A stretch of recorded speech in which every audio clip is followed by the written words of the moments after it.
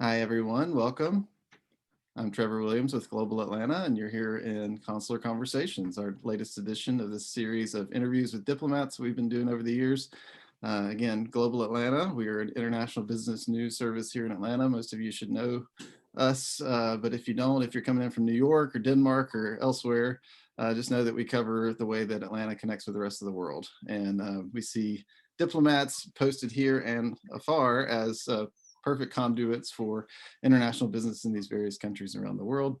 And our hope is through this conversation series that we'll get you acclimated to interacting with them and learn how they can be resources for you in your business dealings around the world. So today we're focusing on Denmark. And before we jump into our conversation, I just wanted to make a quick note about the Consular Conversation series. Most of you know that we traditionally host these as in-person luncheons at the Miller Martin Law Firm, whose offices are in Midtown Atlanta. Of course, along with everyone, we've had to pivot to remote events, and we are unclear as to when we might be able to go back to in person. We'll ask Joe Delisle of Miller Martin about that, but we'll also ask our health officials, and we'll work on our vaccinations so we can get back to meeting each other in person. But in the meantime, we have decided, really since 2021 began, that we would start speaking with diplomats who are not based here in Atlanta, yet have jurisdiction over Georgia in their consular offices. And we thought this would be an interesting way to sort of lean into the remote challenges that we've been having and the remote format that we've had to adopt. As you may know, many of you may know, we have an annual pass for the Consular Conversations series where you pay kind of one price and you're able to join us for all the luncheons throughout the year. That is hibernating and will be resurrected. Some of you have purchased it.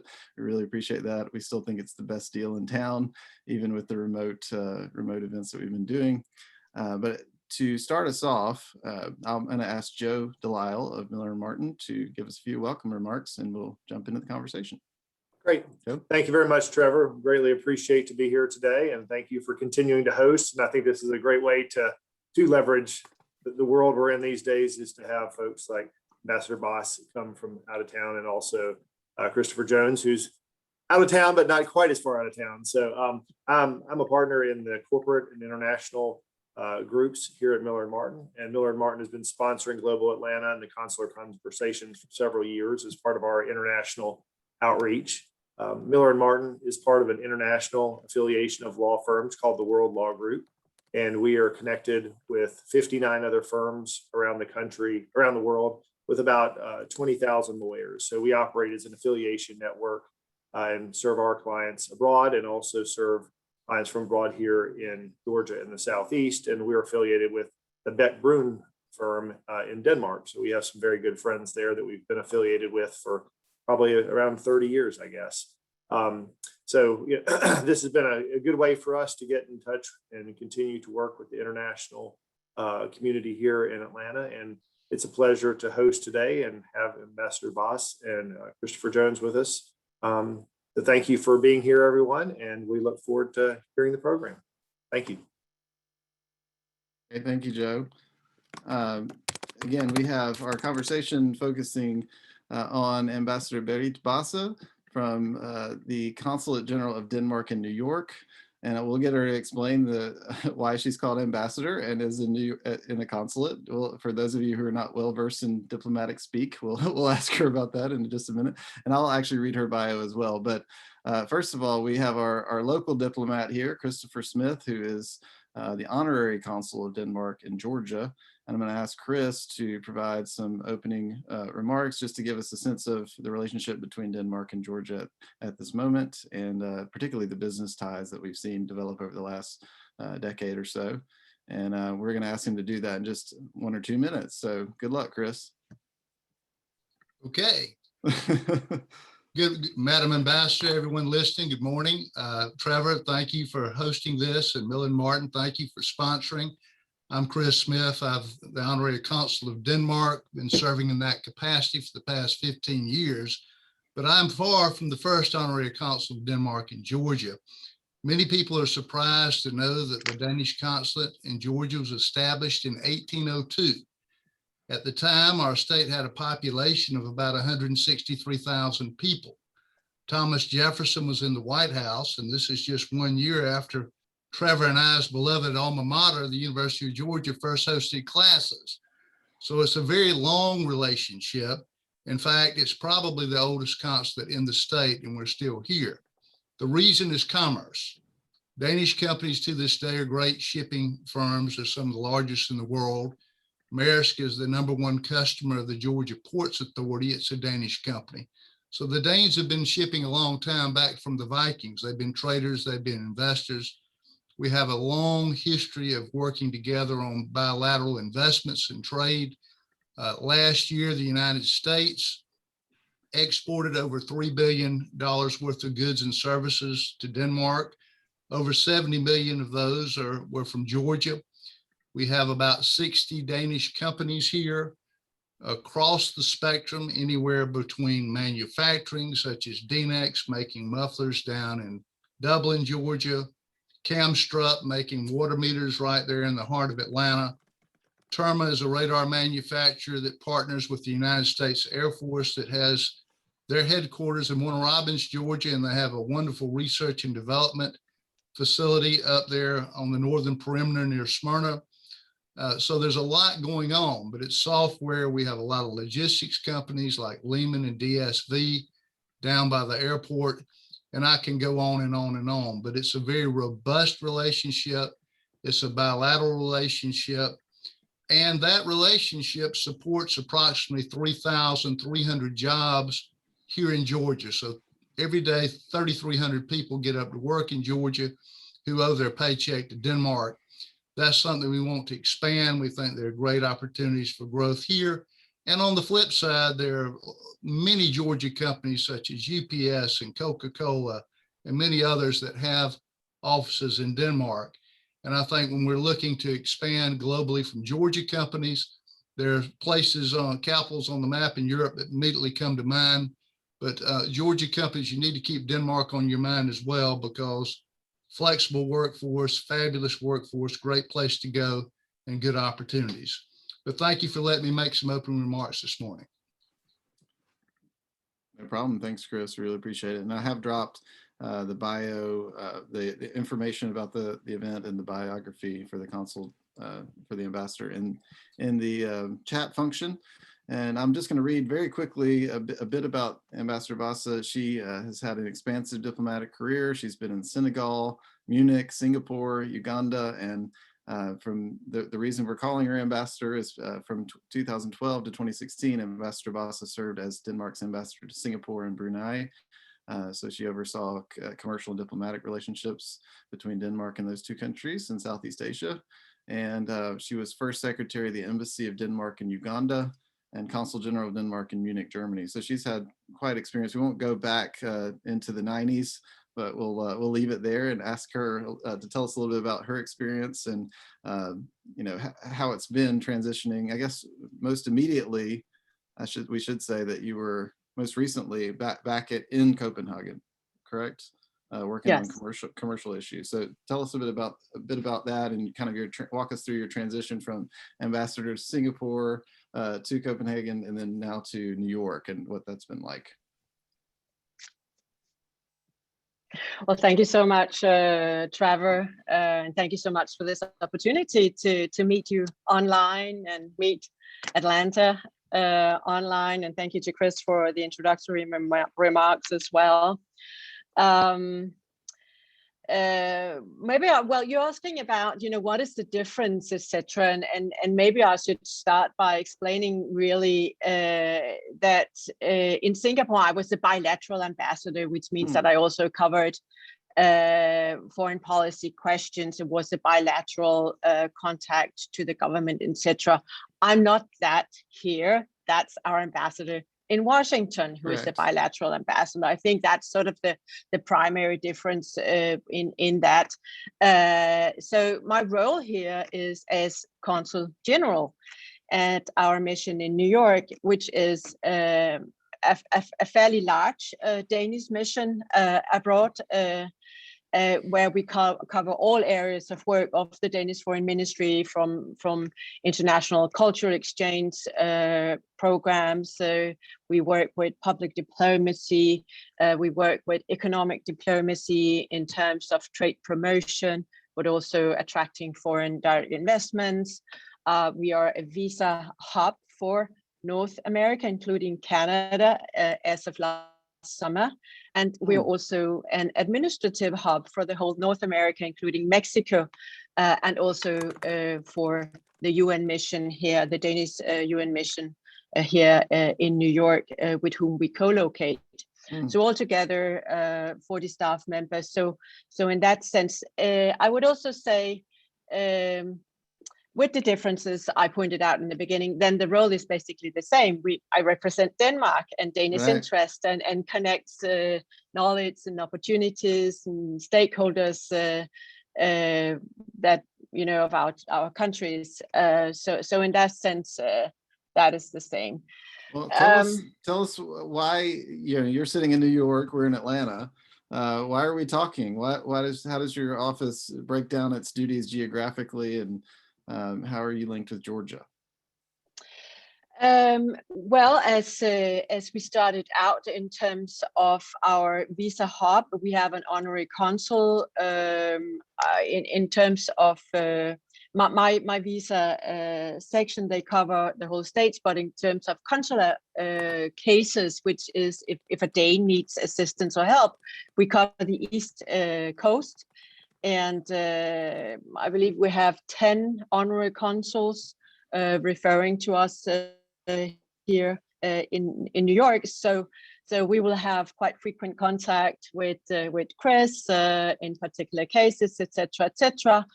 And in terms of the more substantial work, I would say in particular when it comes to our economic diplomacy, of course, there could be areas where we also cover Georgia. Mm-hmm.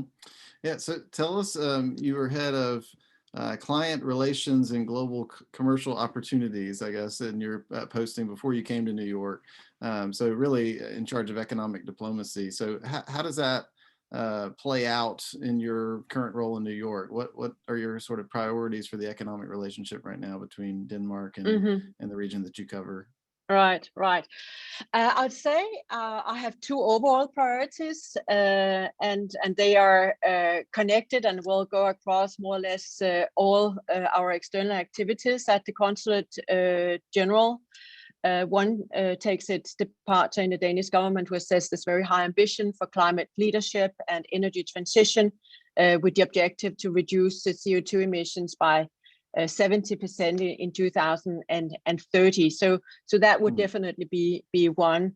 And I would say the second priority is also a focus of the government, and very much linked to the situation we are in right now, the pandemic, and the effect that has had on exports and international expansion of Danish industry, and that we call Denmark means business.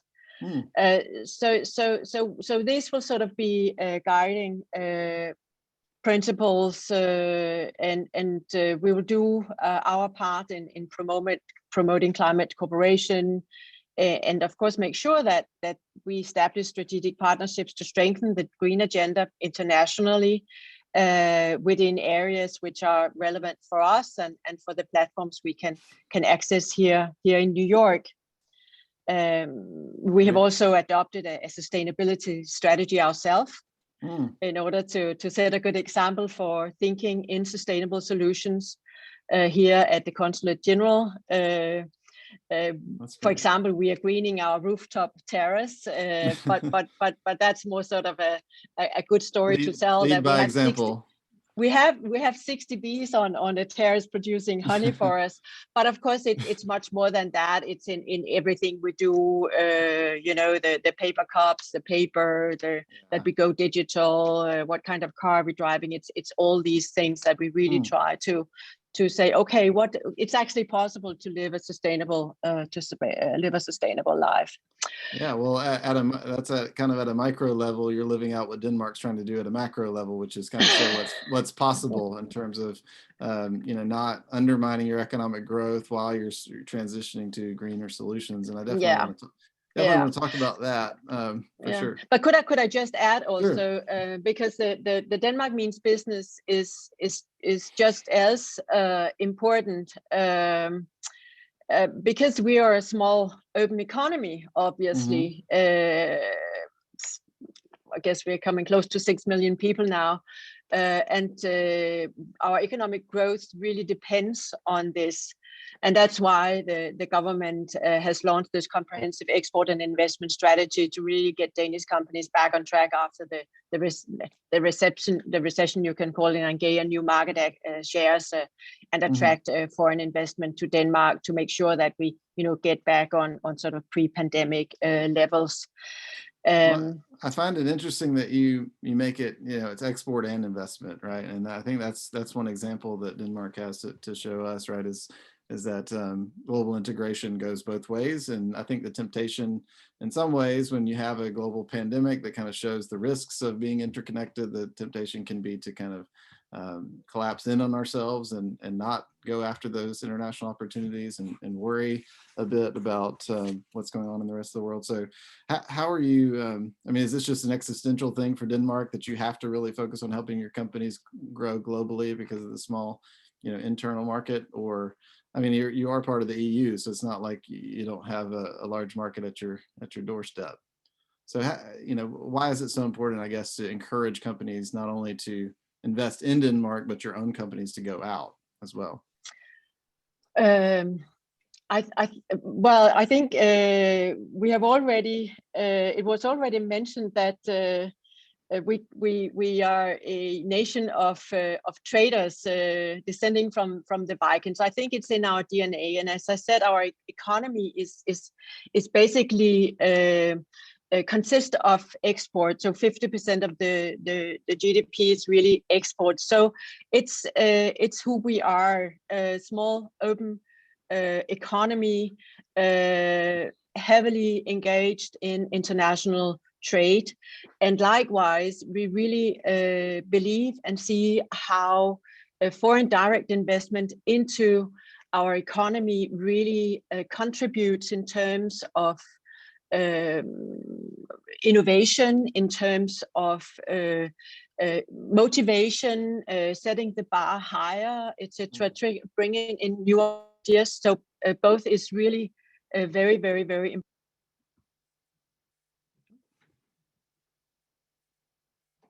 Did we lose the ambassador? I hope not. I think, her video went off. Well, we will try to fill the space until she gets back. So I don't know, Chris, do you want to jump back on and maybe we can chat a second while we're waiting on her to reconnect?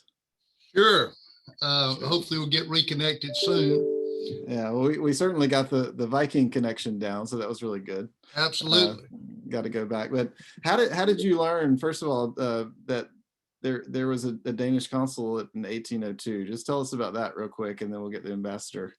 Well, it was a bit of research. I think it actually came from the papers of John Madison. That's where it was done. And as you may know, you remember you had covered a report where my son had gone, Alexander, and had done a research on the history of the consul corps. The ambassador's back. I'll tune out. I'm sorry about that. I got kicked off. That's okay. That's okay. So we were learning about how in the world Chris knew that there was a Danish consulate in Georgia in 1802. So I thought that might be interesting for you. You were going back in history.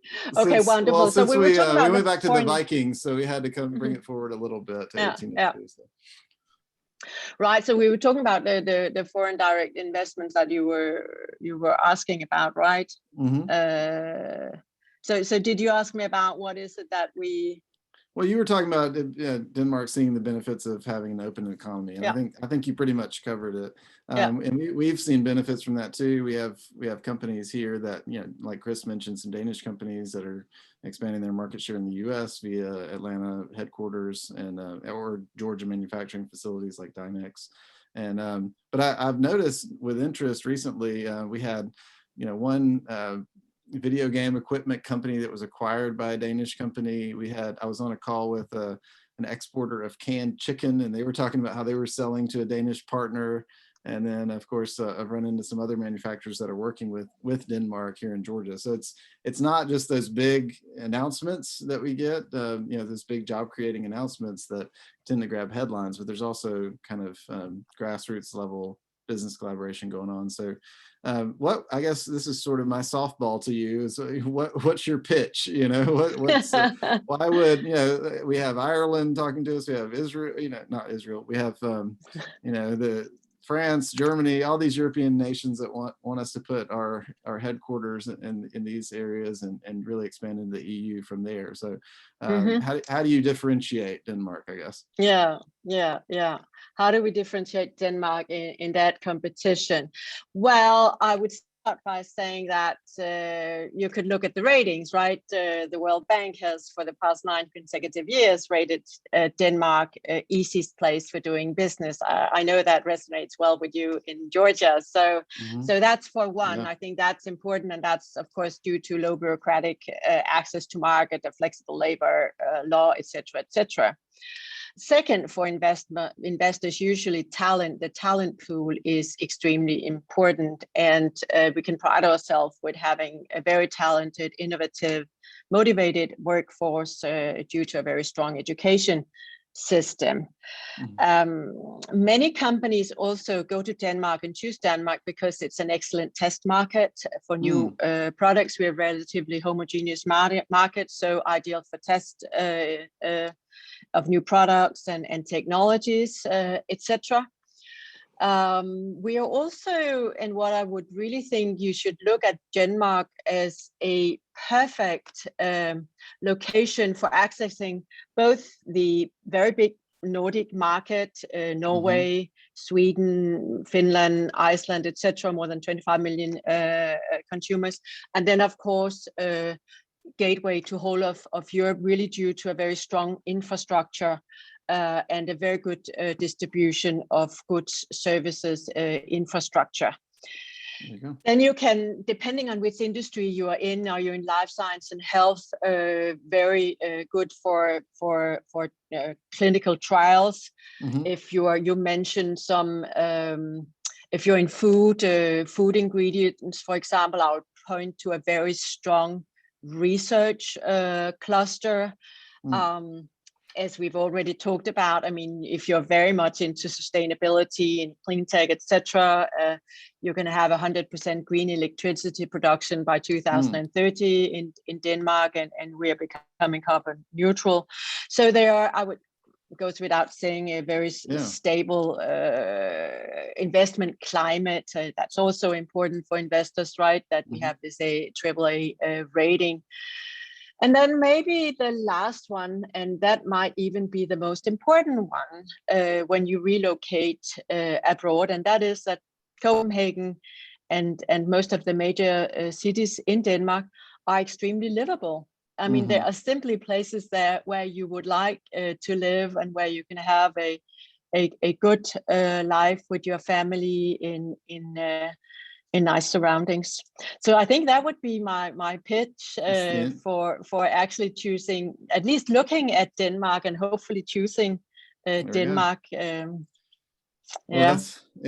think that the last one you kind of snuck in there, which is really important, right? And I know that y'all are a world leader in cycling, in terms of integrating cycling into city life, and we're working on that in Atlanta. We're still a car city, but we're working on it. There's a lot of investments going on in the cycling infrastructure too, but it's still sort of taking your life in your hands sometimes. Yeah, I would love to come and help you with that. yeah, I'm sure Chris can set something up for you. But yeah, I mean, we have the Beltline and some other initiatives initiatives around the city that are going into this. And I think there's an awakening that we need to look at other models in other parts of the world and see how we can adapt what we have. But and you mentioned clinical trials. That just got my mind thinking about health. And of course, we don't want to dwell on COVID-19 for the entire conversation, which we easily could. But I wanted to know just kind of where Denmark is right now in terms of fighting the virus. I mean, it seems like you've had, after kind of a spike in late last year, you sort of had relatively low caseload, and not even just for your relatively small population, but just rate wise, it seems to have been pretty stable. What's been kind of the approach overall? I know that, in Scandinavia, the approaches have varied widely, and just tell us a bit about how y'all have the country and then where you are sort of now. Yes. Well, I would say that the Danish strategy from the outset, March last year, has really been precaution, being very cautious, and a very swift closing down to mitigate and delay the spread of the virus, make sure that we protect the vulnerable citizens, that we protect the hospital system from overloading, et cetera, et cetera. And I would say that has characterized this past year.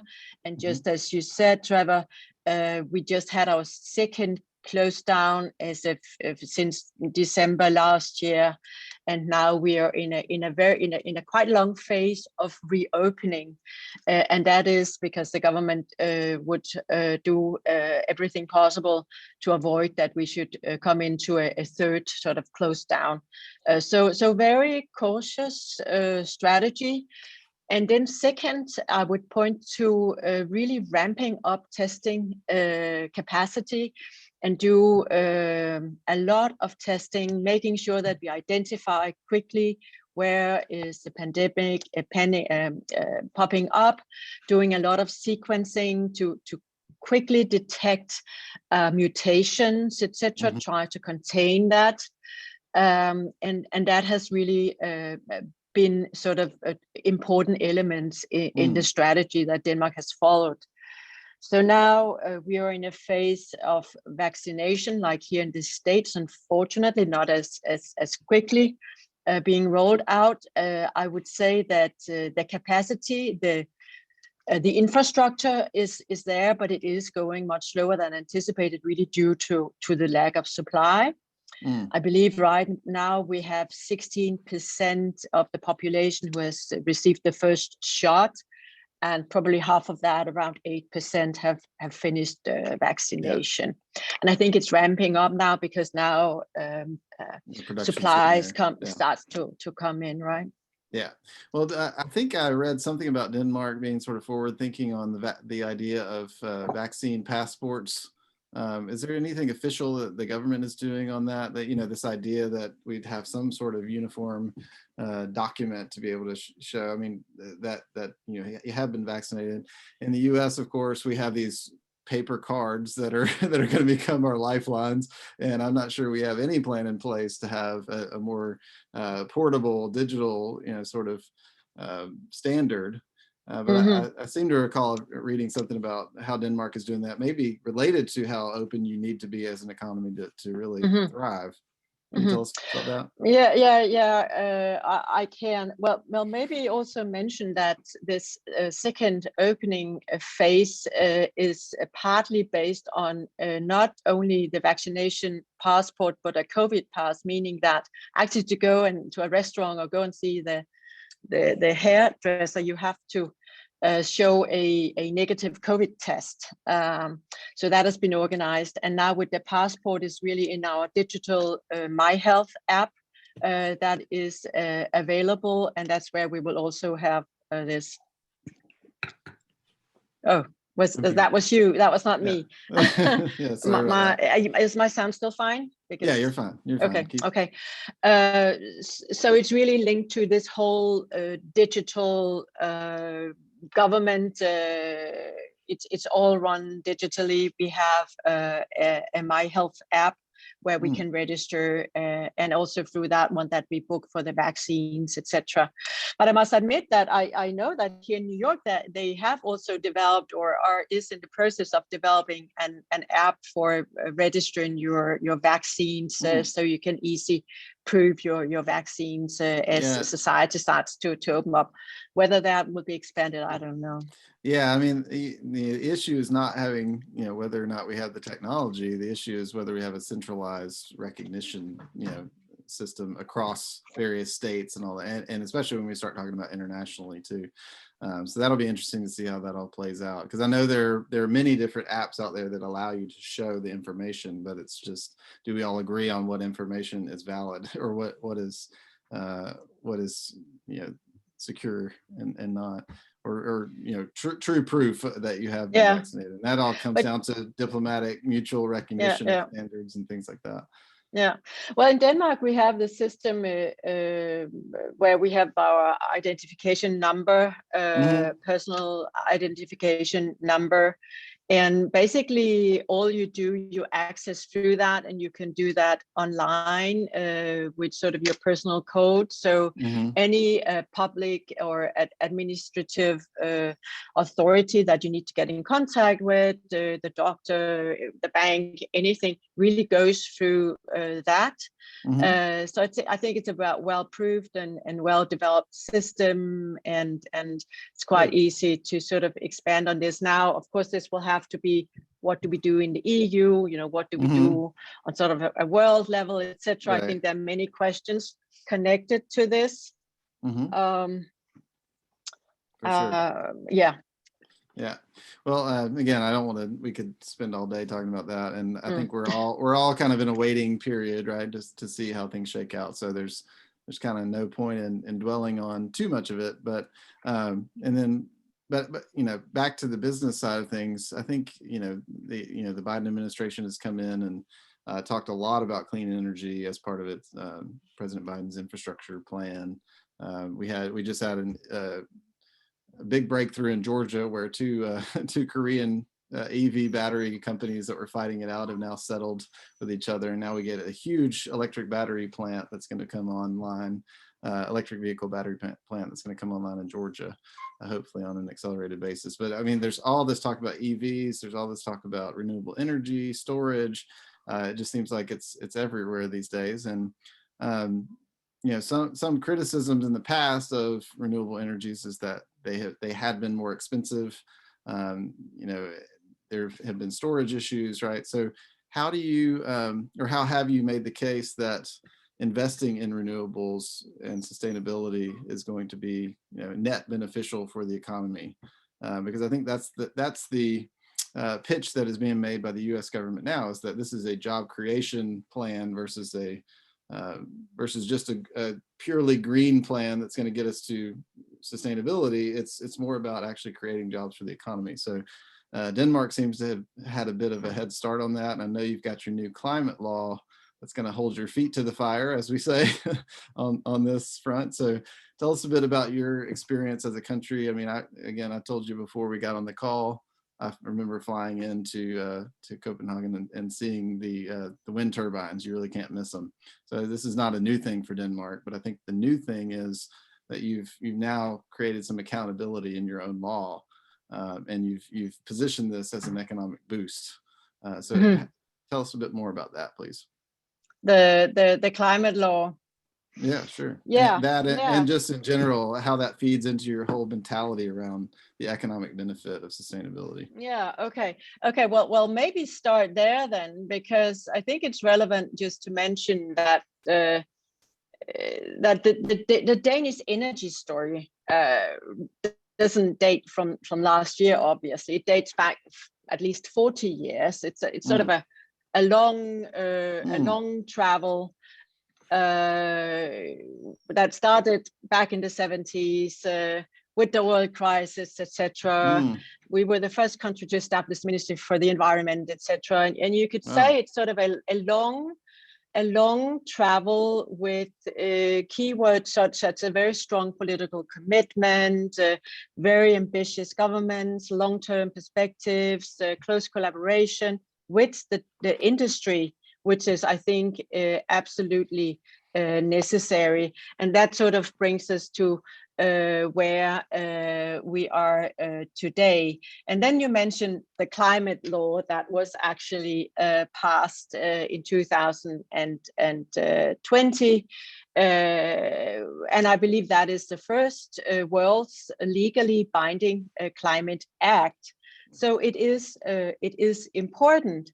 And with that law, Denmark is obliged to reduce the carbon footprint by the 70% in 2030 and to be carbon neutral in 2050. And then that, of course, will align with the Paris Agreement's objective to keep the increase of the global average temperature to the 1.5 degrees Celsius. So this is how this goes together. And it is important that now it's a law. It's not just an intention, a strategy, a policy. It is a goal which is legally binding, and that's very important. And what it means is that the current and any future government will be held accountable, and that it will be held accountable by Parliament. So the Minister for Climate, Energy and Utilities will at the end of the year present a report to the Danish Parliament, and it's the Parliament who will then judge if the concrete actions that have been laid down in order to reach the target, if they are sufficient. So this is how it will play out, actually.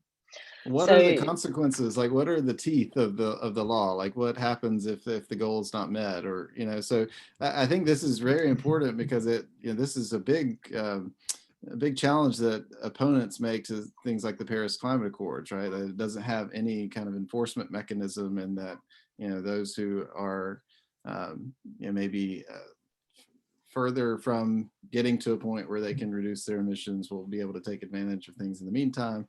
And so, what are the accountability mechanisms, I guess? Because that to me gets at what we have to figure out as a world, really. Well, a minister who has to be accountable to the Parliament. It's also about re-elections, etc.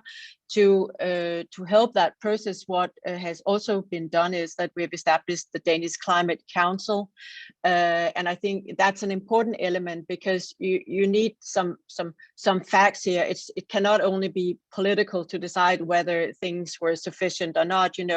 This is really something that has to be judged by experts. So the Danish Climate, it is an independent expert panel, and they will publish a report on the current governmental actions and how they're doing in reaching the goals.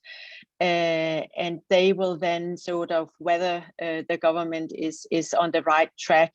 And I think that's important because I think it's the discussion of how do we reach that goal. It's not sort of there's not sort of one right and or a wrong. It's very difficult questions. And there's also huge agreement that we might get to the 70, but what about the last 30%? How do we reach that? And also recognition that we do not have the answers yet. We do not have the technologies, etc. So I think this is a very important discussion that should not be taken lightly. And this is how we have tried to go about it, to elevate it to law and really try to make some good checks and balances mechanisms where we have discussions of the challenge at hand and base it on solid facts, also valued by experts, etc. It sounds like you've got at least pretty good buy-in from society at large. There's not, if I'm reading into your remarks correctly, it seems like public opinion is pretty much on your side. So there's not really much worry about political consequences for embracing this. Is that a good assessment or no? But you're very right. You're very right, and I think that's an important point to make, that the general public's interest and how important the importance they put on this is really increasing and has been increasing. And that, of course, is extremely important, and it weighs in as well. Yeah, definitely. And this is kind of an off the wall question, and if there's no real answer to it, then that's fine. But I'm curious, like, how does, you mentioned in your pitch about Denmark that companies being able to have 100% renewable energy in their own operations is part of your pitch, right? So are companies, as they come in and invest, are they looking for this as a differentiator for places where they are investing now? The ability to meet their own internal climate goals through the infrastructure of the place where they invest. We've seen this some in Georgia, for instance, when big data centers come in, they want to make sure that there are solar farms down in South Georgia, for instance, that are supplying those data centers with energy. And so having that renewable energy infrastructure has become a competitive advantage in a way. And I wondered if that has been something you've seen in Denmark. Yeah. Obviously, I'm not an expert on that, so I'm not sure that I can give you the fully correct answer to that. But you mentioned the data houses, for example. There's been a number of investments in Denmark there, and there for sure it is important, the grid that you can tap into, that your sort of like the heat can be then transformed and used in the heating system, etc., etc. That has been extremely important.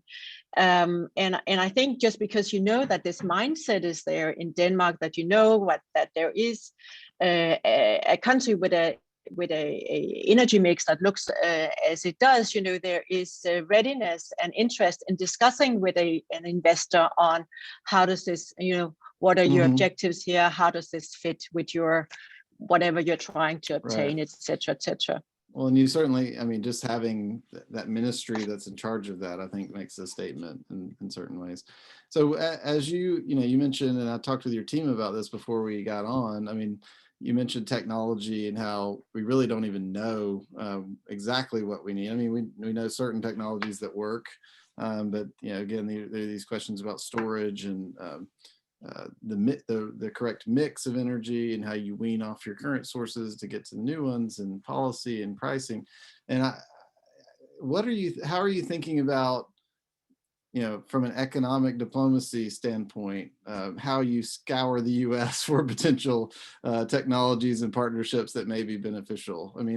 Do you have an infrastructure set up, like right now we can't do trade shows, for instance, or at least not the way that we would traditionally, but are you taking delegations or virtual delegations to different parts of the US?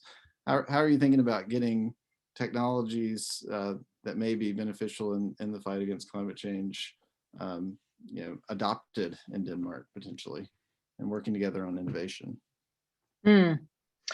Well, maybe I should just tell you how we are organized when it comes to the economic diplomacy in the United States, because we work in what we call Trade Council North America. So we work out of six destinations, right?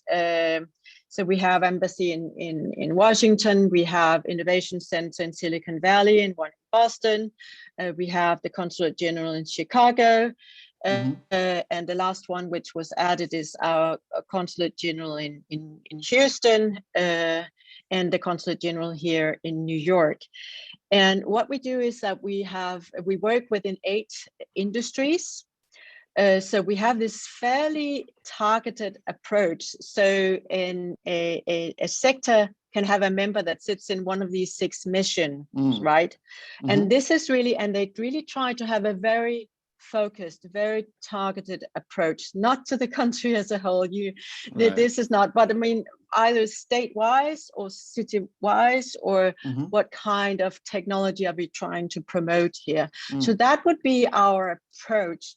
And obviously, we're a small country of 6 million people, and where we are and who we work with is to a large extent really guided by our priorities and then size. We cannot be everywhere, obviously, and we cannot always pursue every opportunity, but we really try in this structure to be reaching out as much as possible. So you ask about, will there be trade missions? Well, obviously, no, unfortunately, no visitors for the past year. So it's also very, very particular to be starting a new post in Right. a sort of a COVID situation where you cannot really sure. go out and meet people. But, that's what we normally do. We reach out, we use our honorary consul, we use our contacts, we establish networks and partnerships, etc. And we pursue the possibilities where we really see there's a good match with wherever we have a stronghold and we have something to offer. Yeah. Well, in that regard, I feel like there's probably more that can be done in the forestry sector here with Georgia, and maybe that's a jumping off point for another conversation at some point. But I know that we mentioned on our pre-call that there's a lot of exportation of like wood pellets to Europe, and there's already kind of connections going on and figuring out how our advantages in forestry can be used for the climate goals of European nations. So I think there could be some partnership there. But also I wanted to transition a bit. You mentioned the trade commissions. We used to have one in Atlanta and Buckhead. I remember going over there quite a bit, and to the Danish Trade Commission there. Unfortunately, no longer operational, but we had an accelerator there, which I think was pretty innovative at the time, brought a lot of Danish companies through Atlanta. And, without talking about reopening a trade commission, because I know that's probably impossible at this moment, fintech has been a sector in Atlanta that has taken off, not just recently, but it really gained a lot of momentum, say, in the past 5 years. And I know that that's kind of a strategic sector for Denmark as well. And you're, in the center of the world in terms of finance right now in New York. So are you doing anything in that sector in particular? And are there ways for Atlanta companies to partner? Fintech, yeah. Definitely, I think that could definitely be a sector where we should do more. It's now to sort of go back to our structure. It's sort of covered out of our innovation center in Silicon Valley, but I do have one colleague here working specifically with tech, and for sure. The fintech sector in New York, I think it's number 2. But I also was very interested in learning that Georgia comes in number 3. And that caught my attention. I think there is so much to do there. I think it will be growing. I think everything which is to do with digital will be growing.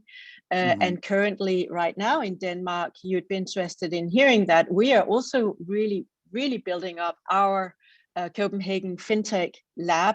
It was established back in 16, and one of Europe's leading clusters already, and really with a vision to become among the world leaders in the fintech hub. So it's something that where we see great potential, and it could be worth really exploring if there's anything we can do more together there. Well, I'm not sure how globalized it's going to be this year, but there's the FinTech South conference coming up that focuses on the southern U.S. But really one of the blessings of last year in disguise was that they were able to open this conference up to the rest of the world virtually, and had conversations with various fintech hubs around the world, in Nigeria, in Malta, all these different places where they have clusters. And so maybe connecting there could be a starting point. That's done by the Technology Association of Georgia, but they make it more broad to the Southeast U.S. But we have about 10 minutes left, and we've got one question in the chat already, and I wanted to kind of reserve this time. If anybody else has any questions, we can relay those to Ambassador Basse. We have one from Henry Yu, who's a buddy of mine and a banker here in Atlanta, a lot of experience across Asia. But he says, having been to Copenhagen and Denmark twice, he knows his food and dairy products are big in the country. And he sees that, obviously agriculture is big in Georgia and the Southeast US. And he wanted to know whether Danish companies or Denmark considers Atlanta as a distribution hub for the Southeast on food and dairy products, and whether there might be opportunities for joint investment there, or joint ventures and direct investment. Mm-hmm.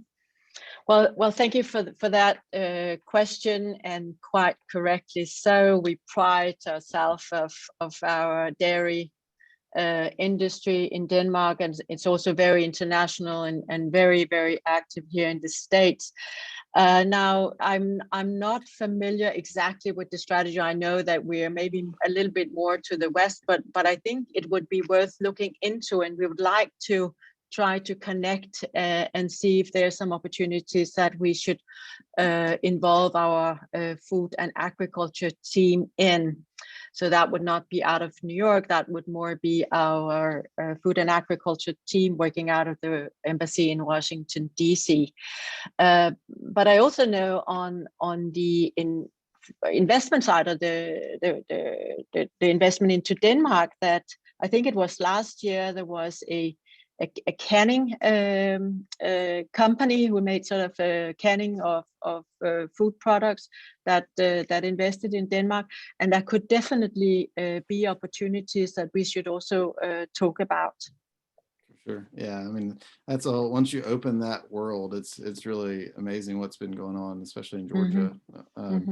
And really the southern part of the state is kind of the agricultural hub, and I'm sure there'd be a lot of people interested in talking to you. And I think one thing about this conversation is it should be a starting point. You know, like we said, we'll circulate links and resources, and maybe you know, the contact information of your office at the consulate, because I think you would be able to help people navigate which offices around the country should be involved in making those connections.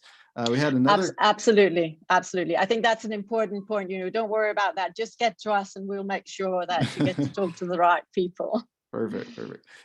We had one question from Stefan Leo, who says, could you talk about the Danish flex security system? And I'm assuming you know what that is. I don't really know exactly what it is. I'm assuming it has to do with you know, the social safety net structure in Denmark, but that was actually on my list of things to talk about, because you know, the price of a Big Mac in Copenhagen became a political flashpoint here in the last few months. So, you know, because there's this debate about how much government support we should be providing, and how that impacts budgets. And Denmark's often held up as a standard of a country that has a pretty strong social safety net. So can you talk about that a bit? Yeah, true. The flex security system is fundamentally a system where many elements, but for example, or maybe I should start in another way. Equality as such is important for the Danes, right? It's very deeply ingrained in the value in Denmark, and that's also why we are the country probably one of the lowest Gini coefficients, so the world's lowest income inequalities, a healthcare system and an educational system which is tax funded and free for patients and students. So the Danish welfare state is based on a principle that everybody must contribute to the community with what they are capable of, and in return the community sort of will help care for all in a direct way, but sort of that right. Principle. And the flex security really is a safety net, a social safety net. You can say if you lose your job, there are structures in place that you get help for a certain period of time, and it's also part of the flex security system is also that we do not have a minimum wage, as is being discussed here in the States, for example. We do not have a minimum wage decided by law, but we have a system of tripartite negotiations where the unions and employers and the state sit down and negotiate what should sort of be the salary level increases and benefits, etc., and general labor market conditions. So it's very much a system where the parties negotiate, and the principle of the flexicurity is the most important, is that that you're taken care of when you lose or you choose to actually change job, which gives a lot of flexibility also in the labor market that I talked about when I gave the pitch and why should you invest in Denmark, sort of not to have people sort of stick in that same job because I have this now, I'm just going to stay here, but really try to sort of have a labor market where people move on in their professional life. I would think that has a lot to do with innovation as well, because if you know that you can launch your own venture without starving, right? Like it's probably a lot easier to take that leap as a I think for most people the fact that that education and health is taken care of by the system where it's funded from taxes. These are huge burdens or worries for most people that, if you cannot take care of your children's education, etc.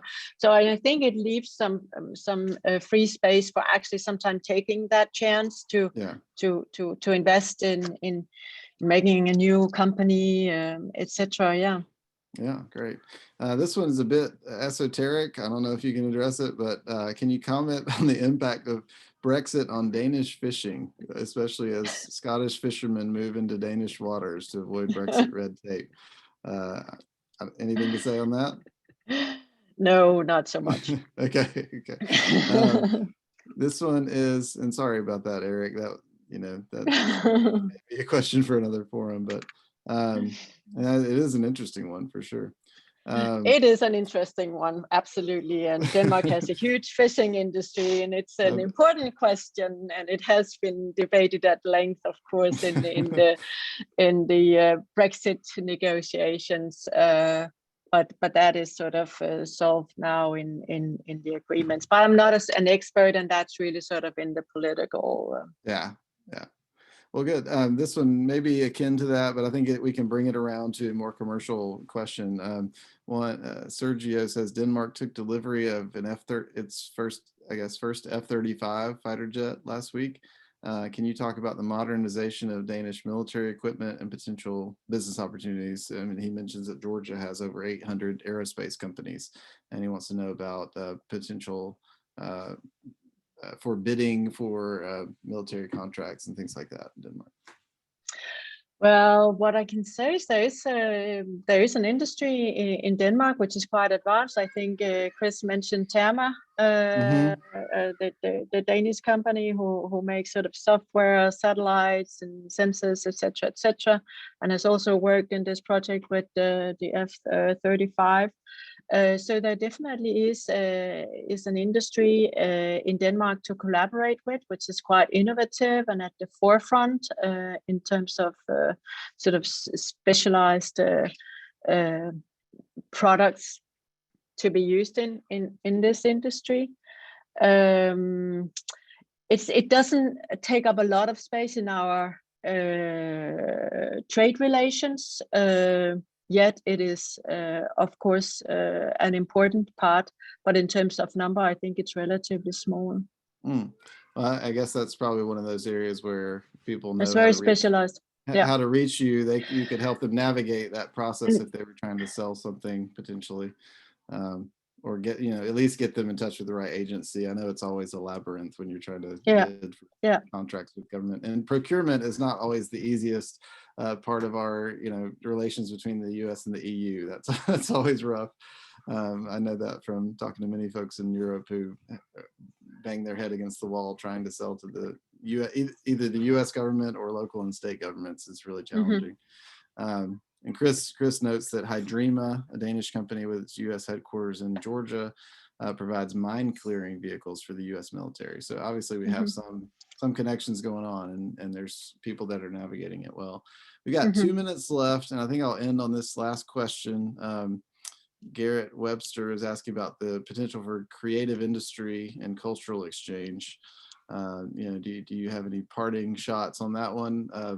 Of course, as you may know, Georgia is one of the largest filming locations in the world in terms of feature film productions, and we have huge studios being built now, and it's really become a really vibrant sector of the Georgia economy. And I know that there's probably some exchanges that could happen in that regard, but is that a sector that y'all think about a lot? Well, that's very interesting to hear, because that's one of the area where the government actually is expanding and sort of ramping up and trying to develop new areas. So that's in what we call the digital creative space. And we will here in New York have a new colleague coming on board very, very soon, who will look into gaming, esports, film, etc. And we have really high expectation. I think it might also be relatively niche, but that more important that we quickly get to talk to the right partners. We have a booming gaming industry, very creative in Denmark as well. So we would like to look into that, and maybe that gives me the opportunity also to mention that one way I think in this pandemic times with COVID, we have also ramped up our digital advisory in terms of e-commerce. We see that demand for e-commerce has boomed, expanded. We see that here, we see that in Denmark, etc. And we will also enlarge our staff here with one expert looking into now business to business sort of e-commerce. So I think if there's interest for that, and we would definitely like to talk more about that. And I see that as a way also to reach further for our companies. So that's also part of the Denmark Means Business strategy. Well, I'm sure you'll find a receptive audience here. Gaming is actually huge in Georgia as well. And I mentioned there's a company, Control Freak, here in Atlanta that was acquired by a Danish company as well. And so, there's obviously thoughts going into that already. And, esports, again, as you mentioned, is really rising in the consciousness here locally. I think Georgia has some interesting things to offer in that regard. So we'll use this again as a jumping off point. But Ambassador Berit Basse, thank you so much for your time. We're going to try to be respectful of people's time and end it here, although we could keep going for sure. But I hope this is the first of many conversations, and I do hope that you will let us know if you make it to Atlanta in person at some point, and we'll go from there. But thank you for sharing your wisdom with us and your thoughts, and we look forward to continuing to speak. You're welcome. It was a pleasure. Thank you so much. And thank y'all. We'll see you at the next one.